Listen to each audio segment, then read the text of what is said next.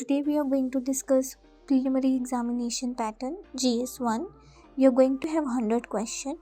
You're going to have 200 marks paper, and then you're going to have 2 hours to solve the entire paper. Means each question is of 2 marks, and negative marking is also there. If you're talking about the nature of exam, so your score will be depend on the cutoff. Every year UPSC release the cutoff, and according to the base of cutoff it will get decided that you are able to qualify the examination or not. Now if we're talking about the journal, like if you're talking about if you're scoring 100 marks out of 200, you can consider yourself in a safe zone. Now if we're talking about GS2, that is also called CSET, Civil Services Aptitude Test, number of questions are 80, marks allotted 200, time again you're going to have 2 hours, and rest negative marking is also there in your CSET paper 2.